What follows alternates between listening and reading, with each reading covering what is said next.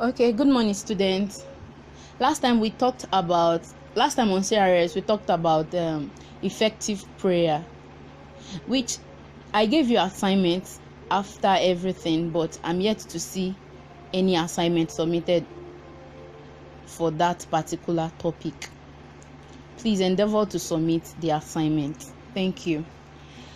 Okay, today we'll be looking at Christian living in the community. Christian living in the community. As Christians, we live in various communities with non-Christians. We live in various communities with non-Christians, like the Muslims, pagans, people that don't even believe that God exists. We live among such people. Today we are going to be looking at how to live in peace with such people, how to live in peace and harmony with such people. But first of all, let's quickly look at the meaning of a true witness for Christ. Now, who is a true witness for Christ? A witness is a person who has a personal knowledge of a situation or an event. That is the meaning of a witness. A witness is a person who has personal knowledge of a situation or an event. Now, witnessing means attesting to a fact or event. Attesting to a fact or event. The Christian witness tells others what he or she knows about Jesus Christ and what it means to personally trust Jesus Christ with his or her life.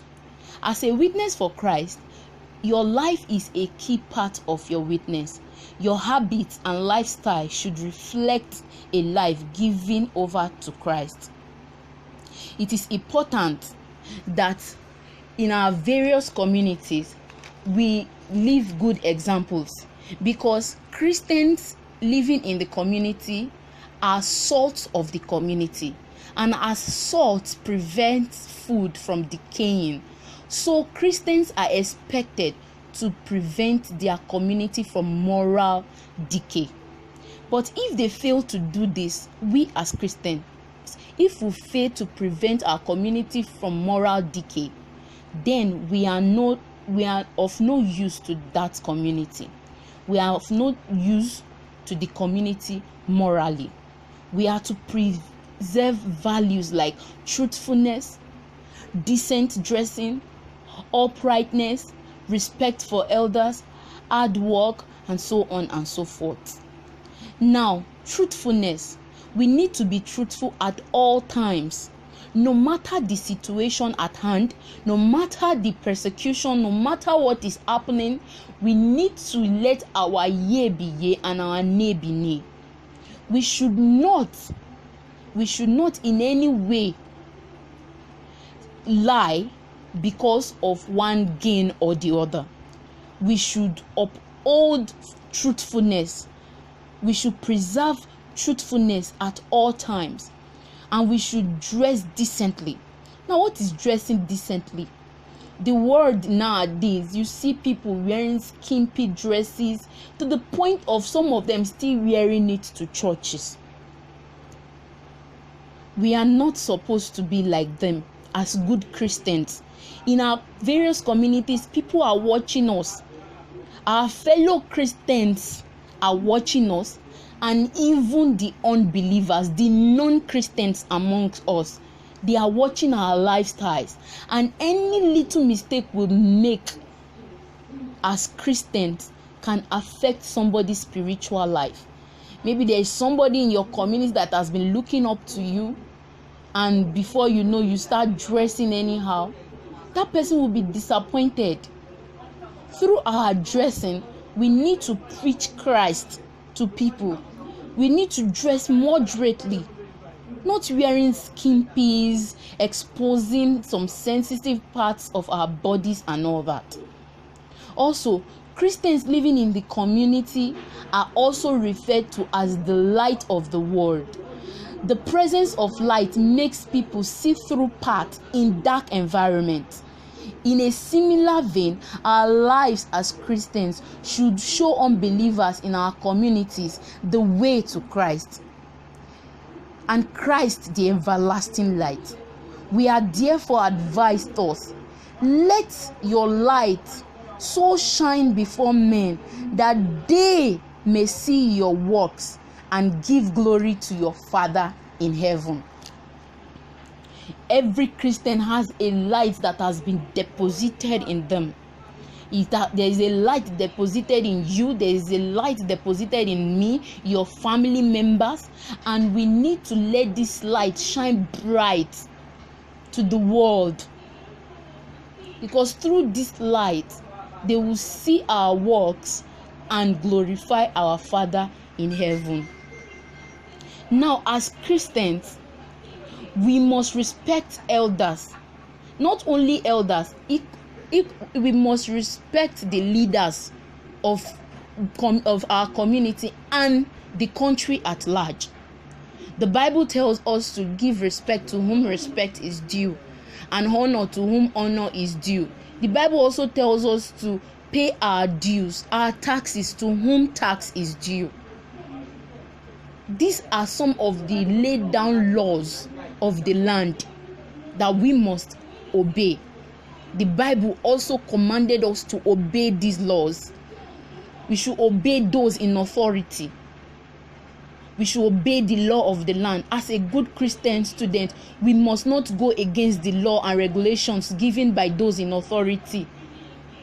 The laws given by the school authority, the community authority, and the country as a whole. We must observe and obey them all. We have no option but to observe and obey all the laws. And also, we must show religious tolerance in our various community, because as Christians, it's not everybody that is a Christian. Yes, we have Muslims, we have pagans, we have idol worshippers, we have those that don't even believe in God at all. So, because we have all these people and we are believers of Christ, does not mean that we should go into fight or into war with them. No, as Christian students and as light and salt of the earth, we should promote peace and harmony. We should promote coexistence and tolerance through our character. Therefore, we must tolerate others, including non-Christians in the community. We must promote peace and harmony. Christ laid down his life for us, and he taught us what to do. We should live like Christ. That is what Christian means. Christ-like life.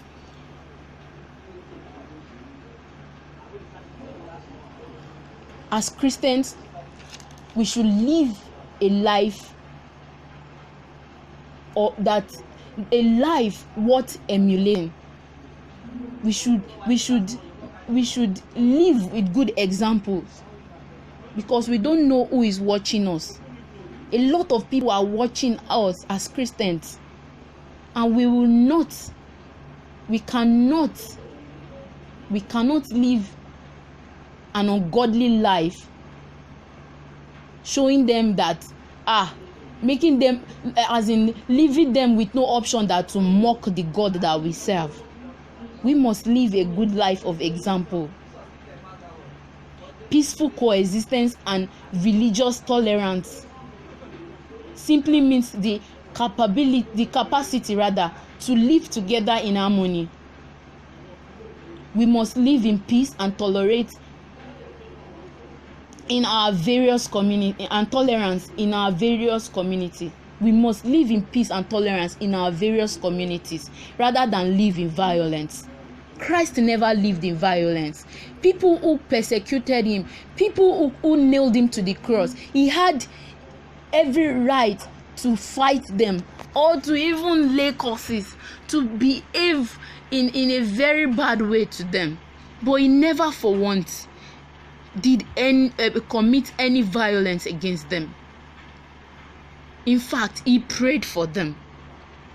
Without tolerance, there won't be peace in our communities, and loyalty for each other cannot be established. Lack of tolerance leads to fighting, violence, and it destroys the peace and security of a community.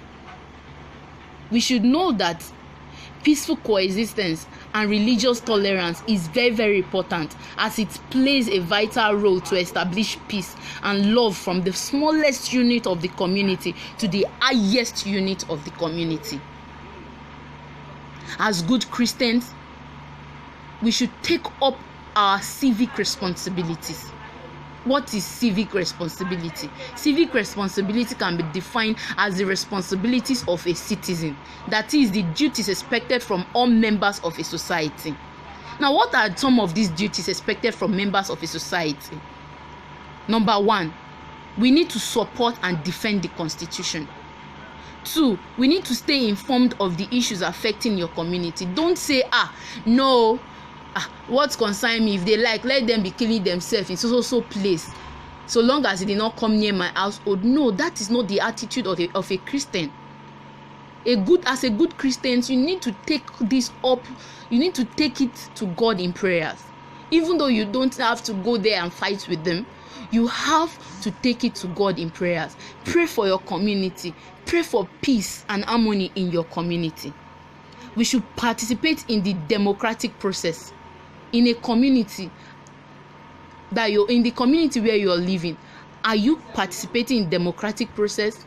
For example, when it's time for election, do you partake in election? When you are of age, which is 18 years old, stipulated for a citizen to partake in voting, in election, in voting, you should carry out that duty, that civic duty. You should participate by voting in an election. It is not a sin. It is not. Also, we should respect the rights, beliefs, and opinions of others. In our various communities, in the schools where we attend, our churches, and other social places that we go to, we should respect the rights of others. We should respect their beliefs and their opinions. When we find ourselves in arguments, that does not mean that the person have to take what you think or what you're saying. Everybody has rights to his or her own opinions. So we need to respect each other's opinions. We need to respect each other's beliefs. The fact that we are Christians and others have chosen to be Muslims or pagans does not mean that we should crucify them, we should kill them. The only way we can make them change is to preach the good gospel of Christ to them. And we don't force people. You don't insult people to join your religion. You don't condemn them. You need to respect their beliefs. All you need to do is to take them to God in prayers and preach the good gospel of Christ to them. We should respect and obey laws. This is very, very important. The rules and regulations in your schools, in your community, and in the country at large. You are to obey them. We have no option at all than to obey them. We need to obey those rules and regulations. And as good citizens, one of our duties or responsibility is also to pay our dues or taxes. As a good Christian, you need to obey and pay the dues of your community. We need to live good examples. We need to stop fighting, committing all manner of immoral act. As good Christians, you have to live a Christ-like life, because there are people out there looking up to you. There are some who are there just looking for you to make one little mistake so that they can condemn Christ, condemn what you believe in. We should not give them that chance. We should live a Christ-like life, a life free from blemishes, a peaceful life, a life of respect, a prayerful life as Christians.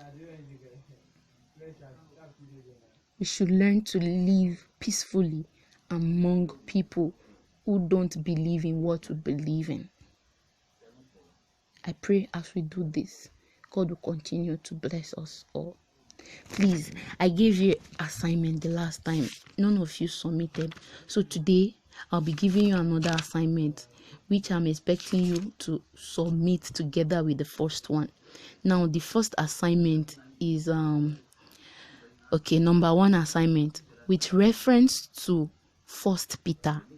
What are the characteristics of Christian life in the community?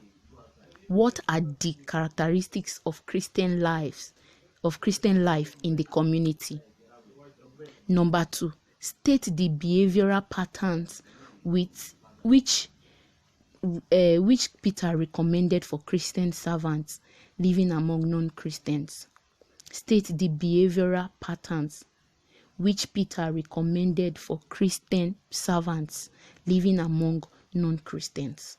Please do this assignment and submit. Please continue to stay at home and stay safe. God bless you.